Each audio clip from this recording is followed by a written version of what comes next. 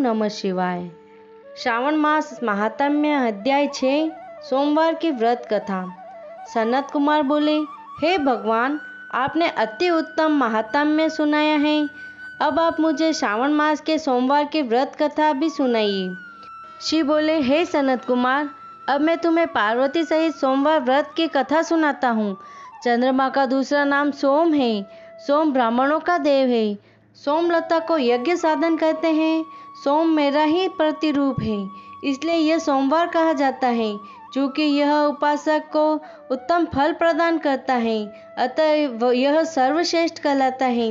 हे सनत कुमार, अब मैं इसकी विधि बतलाता हूँ, ध्यानपूर्वक कथा का श्रवण करो। वैसे तो पूरे वर्ष के सोमवार व्रत उत्तम होते हैं, परंतु इस मास के 4 या 5 सोमवार व्रत अवश्य करने चाहिए। इसका पुण्य फल 12 मास के उपवासों से अधिक फलप्रद है। इस मास में एक सोमवार व्रत का फल वर्ष भर के सभी उपवासों के फल के बराबर होता है। अतः भक्त को श्रावण मास के शुक्ल पक्ष के सोम व्रतों का संकल्प करके इस मास के जितने भी सोमवार आए, उन सोमवारों को व्रत संकल्प करके रात्रि को शिव पूजन करें। संध्या काल में 16 प्रकार के शिव पूजा करके रात्रि को कथा श्रवण करें। अब मैं भगवान श्री सदाशिव की कथा कहता हूँ, सुनो। श्रावण मास के पहले सोमवार को व्रत ग्रहण करके नित्य क्रम स्नान ध्यान से निवृत्त होकर अपने आप को हर प्रकार से पवित्र करें। तत्पश्चात सफेद वस्त्र पहने मन से काम, क्रोध, मोह, अहंकार, देश आदि को निकालकर मालती, मल्लिका आदि अनेक प्रकार के फूलों तथा निर्दिष्ट उपचारों से मंत्र ओम नमः शिवाय अथवा त्र्यंबकर मंत्र से पूजा करें।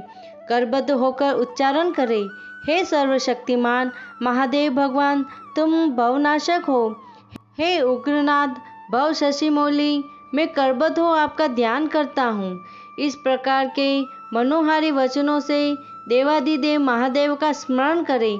अपनी सामर्थ्यानुसार जो भी यह व्रत करता है, उससे प्राप्त पुण्य लाभ इस प्रकार है। जो प्राणी सोमवार को महादेव और पार्वती का पूजन करने वाले भवबंधन से मुक्त हो शिवधाम को पाते हैं। इस मास में होने वाले नत व्रत का वर्णन मैं संक्षिप्त में रूप में करूँगा। वे पाप जो अनंत काल में भी नहीं करते, वे भी नत भोजन के द्वारा नष्ट हो जाते हैं। इस अति उत्तम व्रत को करना चाहिए। इस व्रत को करने से पुत्रेक्षु को पुत्र की प्राप्ति होती है। धन चाहने वालों को धन मिलता है। वह इहलोक में समस्त सुख सुविधाओं का उपभोग करता हुआ मरणोपरांत इंद्रलोक मोक्ष पाता है और वहाँ भी वह देवों द्वारा वंदनीय होता है।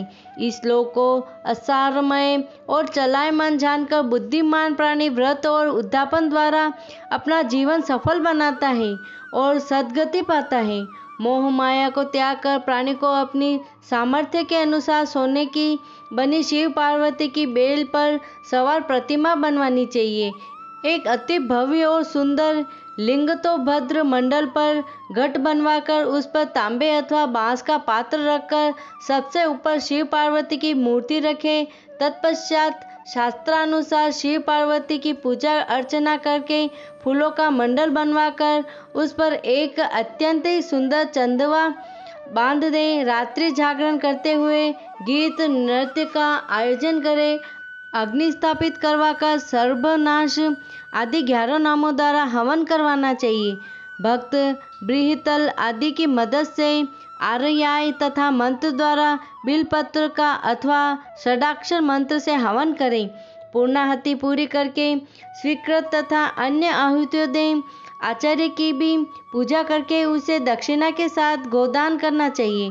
11 विद्वान ब्राह्मणों को भोजन कराकर उन्हें भी एक घड़ों के साथ बांस के पात्र दान रूप में देने चाहिए। पूजन के पश्चात देवी देवता पर चढ़ी सामग्री आचार्य को दान स्वरूप दें।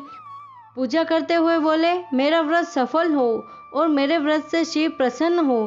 तदोपरांत हर्षित होकर अपने परिवारजनों के साथ स्वयं भी भोजन ग्रहण करे। इस बतलाए गए उपाय से व्रत करने वाला मनचाही वस्तु पाता है और उसकी समस्त इच्छाएं पूर्ण होती है।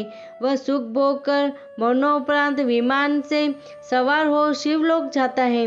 वह वहाँ भी पूजनीय होता है। सर्वप्रथम यह सोमवार व्रत भगवान कृष्ण ने स्वयं किया था। उसके बाद उसके अनुयायियों, राजाओं और धर्म पुरुषों ने यह व्रत शुरू किया।